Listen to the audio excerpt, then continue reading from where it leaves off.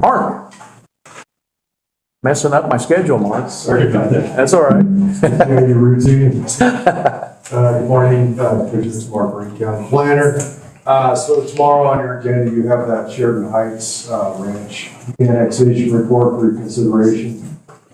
It's pretty simple and straightforward. See any potential impacts to the county's budget or operations. That's kind of our conclusion and recommendation. Go ahead and forward that report on with your blessing tomorrow. If you're feeling that way, if you have any questions about it, I can sure talk to you about it more. So, had a few meetings last night on potential, or last week, on some potential applicants, 7-lot subdivision in Adkins Valley. So taking an existing 1-acre piece and splitting it into 7 new tracts. We'll see what happens with that one. It was a pre-application meeting that we held with the potential developer. Another discussion with an individual on potential manufactured home park east of Commercial Avenue. So there's about a 33-acre piece that's east of the commercial park out there, and so they're interested potentially in a sizable mobile home, manufactured home park. Mobile, it's archaic language, I'm not supposed to use that anymore. So we'll see where that one goes to. Nothing formal submitted, and then final plat for Outlaw Commercial Park. You approved their preliminary plat here, whatever it was, a week or 2 ago, so they brought in their final plat for that, and so you'll be seeing that probably the next time. Anyhow, that's about all. Yeah, any questions? I'll try to answer them. Questions for Mark, anyone? Thank you, sir. Thank you. Misty. Deb. No, Mr. Chair. Ida. Mr. Chairman, Commissioners, County Clerk Ida Shaw Thompson. Just one reminder, we've got Third Thursday coming up. That'll be, we go down around 3:30 and set up, and we're there until 8. And we've put that on our website, and we'll try to remember to get it on Facebook, our county Facebook website again. And then we are in front of Smith Alley approximately, is where we've been setting up. And then I have an update for you for 2 divisions downstairs, the title and vehicle title and the land recording department. We checked to see how many documents we have recorded and processed to date compared to last year at this time. And last year at this time we had processed 16,471 documents. We're up to 17,743. So it's about a 7.2% increase, 1,272 documents more than last year at this time. So we continue to see an increase in our workload and customers encountering. So this is land and vehicle titles and then perfecting liens. One of the newer laws that we are under is perfecting liens within 48 hours.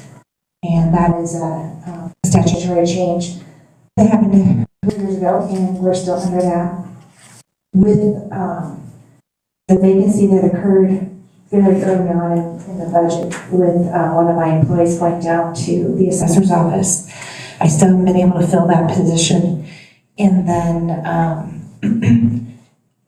we had one known resignation of my chief deputy that was going to happen at the end of December. That has now been moved up to October 1st.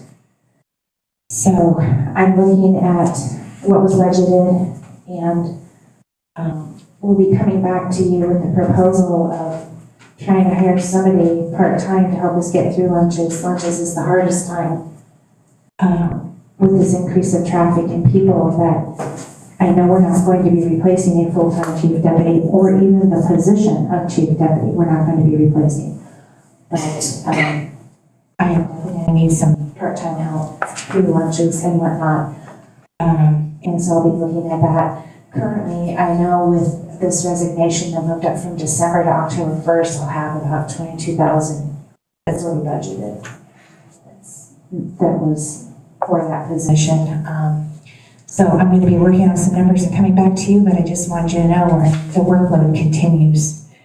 And as some of you may realize, a lot of the hub starts in our office with land documents. We're the first stop to be recorded. We are strictly the recorder. The assessor's office determines if those documents then do what the intent was and transfer land or not transfer land and so on and so forth. And then that goes to the assessor, onto the treasurer. And then with all of our vehicle titles, of course, we create that first legal document, that title, that then goes to the treasurer for plates, that then eventually may roll down the road to law enforcement. And we need to have everything right, the VIN number and all that information. So it's a big trickle-down effect and a lot that comes out of those two divisions, and I'm just super proud of our team. And I have to share with you that if it weren't for the online recording, we would be sunk. And when we moved to that in 2017, we were able to downsize by 2.5 staff because over half of our customers are not coming into the office and recording online. So that's a huge savings to the county. It's mostly our title companies that work hand in hand with us and do a lot of recording from their office. And we upload and transition information back and forth. We sync with 2 of our title companies 6 times a day. They pay for that FTP site for us to upload. They pay for all the costs. And that's something that's happened for quite a while, and we get to collect for that service. So it's a great partnership with the recording department, and as we continue to see the increase in work, we may have to increase slightly, and I'm thinking that might have to be a half-time person. So that's where I am with that. When my chief deputy does officially retire October 1st, I can run a report on just exactly how many titles that position alone created. And what will have to be then picked up by the staff that's remaining. Interestingly enough, we still can't get anybody to apply for the position that's open that has experience. As I mentioned, we're not at market rate. We can't compete with our title clerks in town. But our hope is that we can find somebody with no experience who would like a career in the county.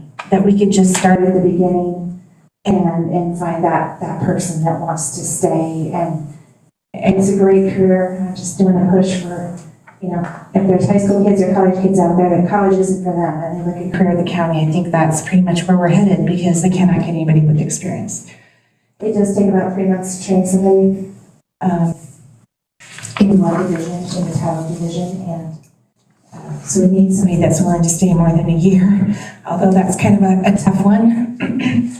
But we've had one more applicant today we'll look at and see what we can do, but we're trying. And if you know anybody that would like a career in the county that would like to start at the beginning, it's a great place to have a career. So if college isn't for that person, this is just a great place to be. It's a great group of people, and I mean it can be monotonous, but you talk to Kim, it's not monotonous. She loves making these Wyoming titles. So it's just, if you love people, if you love serving and being of service, it is a great position for the right person. So thank you. Ida, anybody got questions for Ida? Mr. Chairman? Yeah. So, Ida, Commissioner Wright and I are gonna be on Public Pulse on Thursday, so we can certainly mention that opening if you'd like us to on Public Pulse. Okay? Alrighty. Sounds good. Okay. Jesse?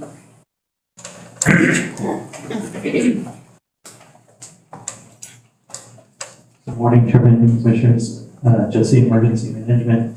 I just want to let you know that tomorrow on your agenda you have the hazard mitigation grants program post wildfire grant agreement that is coming before you for signature. It's the grant that we discussed multiple times before for the precipitation gauges. It's finally made it through the cogs of the federal government and landed at our desk. So looking for that final approval and signature from you guys. Grant agreement award is for $47,802.50, and that's for 5 precipitation gauges to be placed on burn scars around the Elkhart. So that's what that agreement's for. If you have any questions, let me know. We got questions for Jesse? Thank you. Guess we can just be thankful we're not Hot Springs County this week, right? Oh, my God. Yeah, I just posted something about that. We've got a lot of smoke in the county from those fires. The Tech Free Incident Management Team did take that over, so over the weekend, I think Friday. So that's good. And then the state has actually stood up their emergency operations center to support all the wildfires. There's actually multiple wildfires around Wyoming, but nothing significant here in our county right now, so. I think yeah. Jesse, while you're at the mic, last week, there was a meeting that I did not go to, didn't even know about until it was too late, but I think you went to it, and it was talking about who gets called and who makes decisions, and kind of like not a family tree, but like a foam tree, a flow chart. I know there was a couple of people who were at the meeting who were concerned that apparently we do not have a official black and white down on paper flow chart as to who does what and who makes decisions in an emergency, I guess. Is that something that you know anything about with the discussion in the meeting? Yeah, so the meeting, well, it was the training that we had on Thursday last week. Yeah. But, one for all the different departments and things like that. And so during that, one of the conversation was discussing about flow charts and that how flow charts sometimes are helpful. We do have an emergency operations plan that's in place. It doesn't have a lot of flow charts specifically, but it does have a lot of information that's in there, including there is a phone tree system that is in place. It's separate from the emergency operations center. It's a sensitive document, I guess I would call it, because it does have all of your guys' personal home phone numbers and things like that, so we don't share that information with the public. So, but there is a chart in there that explains, that outlines for dispatch who to contact in case of certain types of emergencies, and it usually starts with Brenner or myself to kind of initiate the county portion of what would be needed on our end. Yeah. So, That's what I would have guessed, but that was just me guessing. yeah, like I said, it's not publicly known to a lot of the people because of the sensitive nature of the numbers that are in there. Very good. Yeah. All right. Thank you, sir. You're welcome. Rowdy. Good morning. I'll talk about pickup later. Okay. Renee? Nothing, sir. Kimber? Nothing this morning, thanks. Robert? Robert's always got something. Thank you, Mr. Chairman. Robert Gale, Sheridan County Airport Manager. On Friday, I issued a couple of RFPs for hangars becoming available shortly. First one is for the hangar located out in the business park. That agreement expires at the end of the year. So went ahead and kicked off an RFP for that, and also have formerly known as the Avcon hangar next to Bighorn Airways. That agreement is also expiring soon. Got a couple of aeronautical businesses interested in the airport, so it makes sense to have the one in the business park, that process wrap up first, and then Avcon right afterwards. So that does involve amending the lease agreement for Avcon and just extending that out for the rest of the year. Just kind of makes sense to work it that way. Spoke with Bighorn Airways on that. They're good with extending that agreement through the end of the year, so I'll have that coming to you soon. I did want to touch or update on air service. We did recently amend the MOU with the state for SkyWest. So gone through a couple of months here since we've done that, and pretty happy to announce in June and July we ended up with credits both those months. We exceeded the projections on the MRG, both months by over $200,000. So it was great to see. Also, August 23rd, this Saturday, we have an airport open house. It's free to the public. Invite everybody up. Free pancake breakfast with a 3-act aerobatic show. It'll be a great show. It's from 8 to 12. Last item I have, I did get notice from an employee. Had put in a month's notice. He'll be relocating. So I'll have a position open. Like to respectfully request to refill that position. Just as we especially get into winter time, with snow removal, we definitely consider an emergency event on the airport, and it takes a lot of work, and we're not able to refill that. It'll probably involve quite a bit more overtime from the current staff, so there definitely is a balance there. Also, if I am able to refill it, I would also request that if the situation is there, if I can have some slight overlap as well too. There's a EMR class starting September 15th.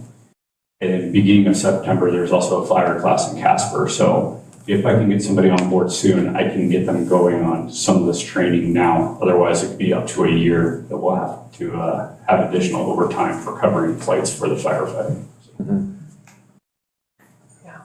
I don't think there's any question about whether you can refill it or go early if you can find somebody. Yeah. In my mind, I don't know what everybody else thinks. Mr. Chairman, Yes. do you have applicants? Yes, hold on. Are you in a, I mean, we would formally open the position, but we did do some hiring about 2 months ago, 3 months ago, and we had some very good applicants. So it was actually a tough decision to make. So hopefully those applicants will reapply, because I think we had some good options that we're pretty excited about coming up. So I do think it would be possible to maybe get somebody hired soon. thanks. Something for public pulse, Mr. Chairman? Yeah, another public pulse, but also we're gonna need a motion on this item. Mr. Chairman, I move that we allow Robert to replace his position that's already been budgeted and get enough overlap for them to get the training needed if he can. Second. The motion and the second. Any discussion? Hearing none, all in favor signify by saying aye. Aye. Aye, opposed? Motion passes. Anything else, Robert? Nope, that's it. Thank Thank you, you. sir. And Robert, check with me before you take off today. I got a couple questions for you. Moving on. Kelly. Kenny. Levi. Cameron. Morning, Commissioners. I'm presenting a request on behalf of Mark Reed and Public Works. During the budget process, he had asked for 2 vehicles. Those were killed during the budget discussions. We're at the point now where we need to ask permission to be able to replace the vehicle. It's a 2008 Chevy Trailblazer. It was originally purchased for the Sheriff's Department in 2009, so they bought it used. It was transferred to the Public Works in March of 2020. So it's 17 years old. We're just having problems keeping it in top shape. So this is a request to say, can he go out, look for a used vehicle? He needs a pickup, not a car. Because it's for Scott Chandler, so I'll let him discuss a little more on what it is, but he has to go out into the county roads, and so some of the roads just a little rough for a car. But my request for you is understanding that the budget has been set. There is no funds for this, so this would be a cash request, and they would also need a budget amendment for that line item. I do not have funds elsewhere, whether it's a $10,000 car or a $40,000 car. I just don't have those funds to just slip it in under our current budget. So if Mark had something else he wanted to ask.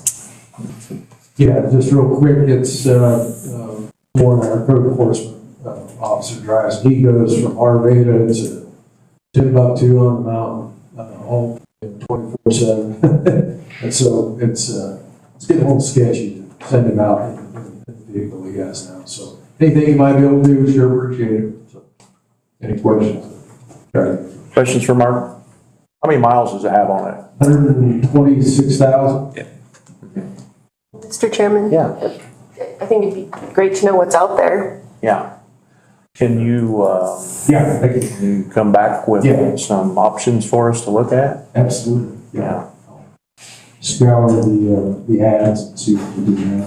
Yeah, yeah. Yeah, I know a guy who knows a guy who's got an old beater now. Well, maybe we can trade it. I don't think I spent it our meetings. Thank you.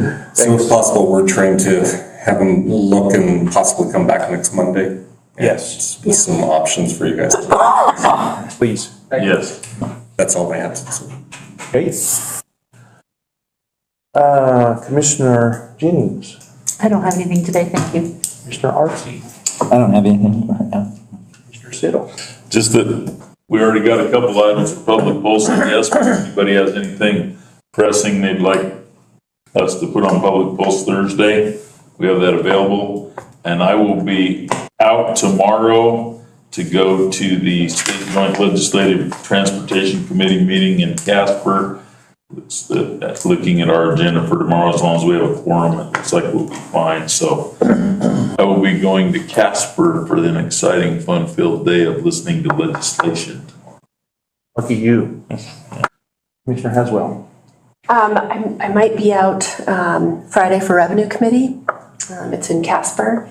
And then I did speak with a member of the public, and they've been enjoying watching the videos, but the sound is almost intolerable. So I don't know if we need like all 25 microphones. I wonder if there's a way to not like take these offline and just try it with those. Mr. Chairman. But like all the fidgeting, any coughing, like it just hurts to hear, I guess. Yeah, Mr. Chairman. So there was a problem with the one video in particular where the audio swapped between the regular microphone and the camera. So we are aware of that one. And Mark is looking into getting different speakers or microphones that will pop from the ceiling rather than on the desk, because you are correct. Fidgeting is noticed. Yeah. So he is working on it. Okay, great. All right. That's good to know. I did not realize that. Yeah. I had a call this morning from a guy called Nick Patrick, who is apparently the owner of the FedEx business here in town. He is the neighbor of Heritage Meats, just on the north side of him. And apparently Heritage Meats, according to him, are dumping remains of their butchering process along the fence, right across the fence from them. I don't know if, apparently. Leave that here. Yeah, we have an email up to Mark's office, Andrea dropped it off. It says, "Due to my concern, it's come to my attention that the neighboring property is dumping rancid animal carcasses next to my property line. I would appreciate your help resolving this issue." Nick Patrick. Anyway, apparently his employees are not wanting to come to work because of the sights and smells, and you can imagine on an August day when it's like 100 degrees. Anyway, I don't know if this is a Levi issue or a Jesse issue or, I don't know, Road and Bridge. Maybe we need to dig a hole. Maybe all three. Mr. Chairman, Commissioners, Levi Dominguez, Sheridan County Sheriff. We have gotten called up there, I think, once or twice in regards to these reports. Our deputies have done a great job investigating it, calling DEQ, looking at all the different, kind of some of the permits that they have. I think I had a request for one of our deputies to get a hold of Mark potentially. It doesn't statutorily meet the requirements of anything criminally that our deputies are able to see with the permits that they have. This isn't what they're doing there. They requested DEQ to come up, so one of our deputies was with their DEQ. They ran some tests and it was all within the, the smell test for, I guess, what DEQ would say that they're, nothing is over what they would say with some of the reports that they have. So I am not sure at this point what could be done. I don't know if there's if they have a permit, for their, that was on our to-do list this week as far as to get with the county and city. So I don't know if there could be something. Yeah, I guess some of the pictures in the email show a pit that apparently is right next to the fence.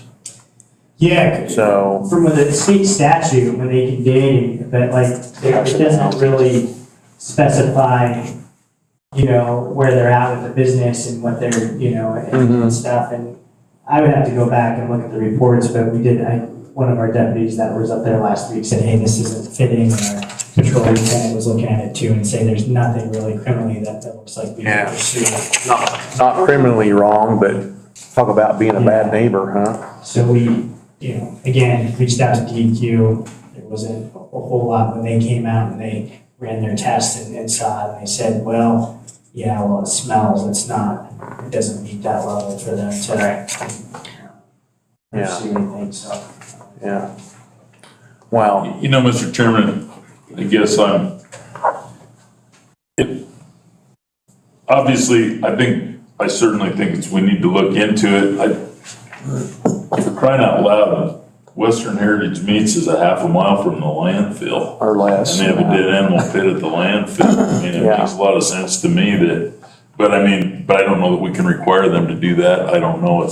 We've got to look into it, I guess. The other thing is if they have a pit, if they would just cover it frequently, it would probably help the smell thing too, but. So I guess like you say, I think Levi's on the right track with finding out legally what we can or can't do. Yeah. Mr. Chairman? Yeah. Levi's. You have to have the DEQ or somebody up there that says this is gonna cause health and safety issues before you can do anything, and that you're. No, not through state statute, just we thought of different avenues. There's nothing within state statute that's gonna allow us to, there's statutory requirements if somebody is on, an animal's dead or a livestock and they have to bury it or whatever within stuff, but within the business realm of things that doesn't fit the state statute requirement of that. We were just trying to take other avenues. DEQ can't come in and say, oh, it meets this, now we can charge them criminally or anything. We were just trying to find other ways to mitigate this problem. So we reached out to DEQ, reached out to a few other places to see, is there something? The other was, I didn't know with their business and if they had a permit or a license within the county. I don't know how, but if it was a CUP or something to where there could be more restrictions put on that, but. Well, where I was going with this is it might open up more problems if we don't do something, Yeah, but what I'm telling you is we can't just go do something Right. that doesn't fit the statutory requirements. Right. Our hands are tied. Yeah. We can't just walk up there and say, you're gonna do this because that's not, you're violating somebody's rights at that point, so. They have a USDA,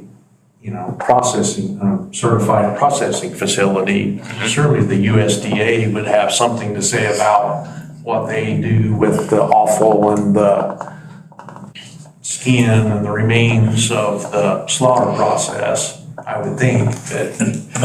Mr. Chairman, I'm not 100% sure who the inspector is here now. I'm sure that because the one that I used to know retired, but surely they're inspected.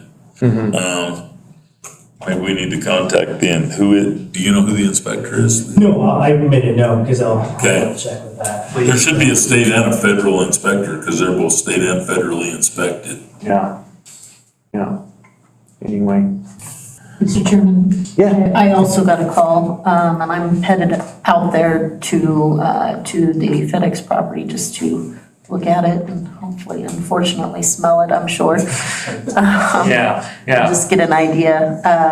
Have we reached out to Western Valley and just asked them and said, hey, Yeah. Western Heritage. Western yes. Heritage, I apologize. I believe so, and that's where, like I said, when our staff, we got that complaint in them, and they walked through it and showed it, and then that's how we were able to determine, our deputies, that this doesn't fit with what they're doing.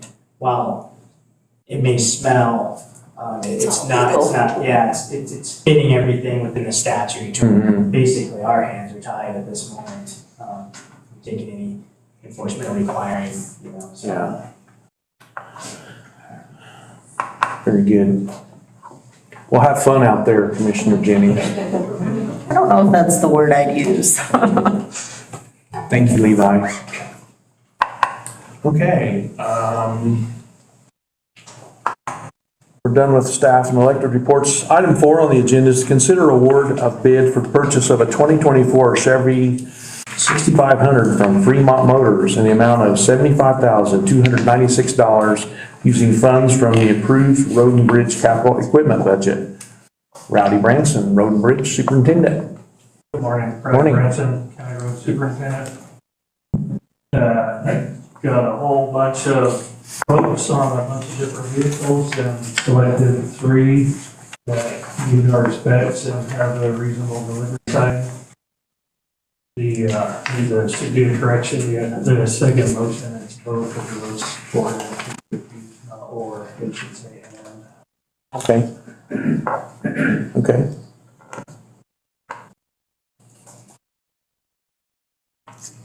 There's a GMC on there for Nick, but it's a little bit out of our price range. Hey, you know that I traded my GMC for a Chevy, so we're good. So, Mr. Chairman, Yes. the first one is the 2024 Chevy 6500 from Fremont Motors for $75,000. And this was this the one that was gonna, oh, okay, so we'll have time to get the snowplow on it. That's the one you'll use for that. And that's a new vehicle, it just hasn't been sold yet. It's a bright yellow color, which is actually good for our snowplow. Absolutely. Mr. Chairman? Yeah. I would make the motion to approve and authorize the chairman to sign documents as required for the purchase of a 2024 Chevy 6500 from Fremont Motors in the amount of $75,296 using funds from the approved Road and Bridge capital equipment budget. Second. The motion and a second. Discussion? Mr. Chairman. Yes. Rowdy, I really appreciate you getting 6 different options and looking at that. That's a lot of work. And originally when I looked at this, I was like, why are they looking at a 2024 versus a 2026? But you're correct. Obviously, it's 6,500 and the 10 days. So that is nice. I do think it's a good option. Going for the fact that we're trying to get the snowplow in.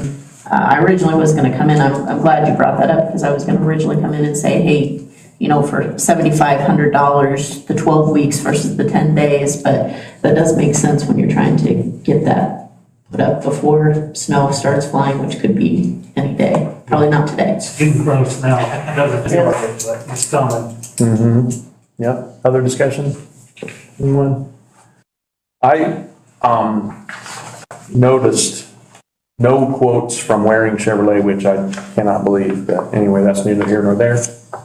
That's historically with the Road and Bridge, like, it seems like you guys can get votes from them, and I go there all the time, and they never Yeah, want to participate in the bid process. right. Okay. Well, at least they have the option. Yeah. Yep. All right, we have a motion and a second. All those in favor signify by saying aye. Aye. Aye, opposed? Motion passes.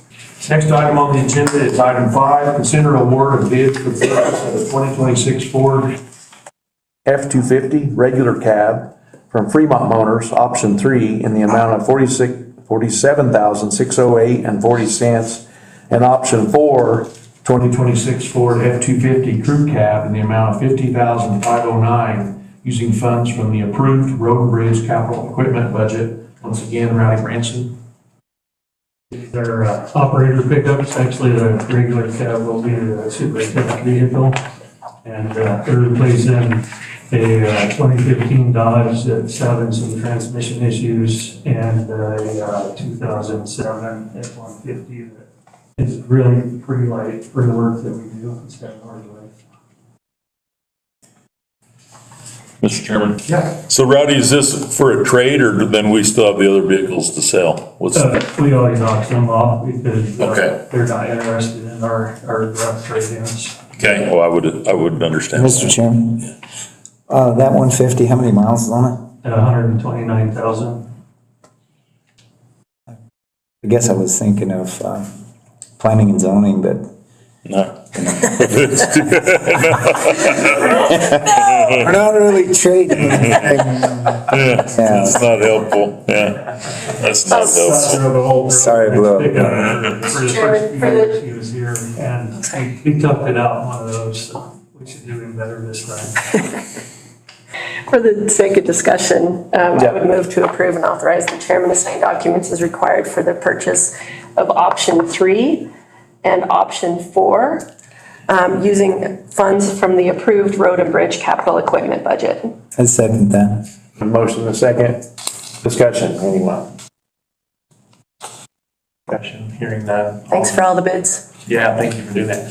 All in favor signify by saying aye. Aye. Aye, opposed? Motion passes. We are adjourned at 9:41.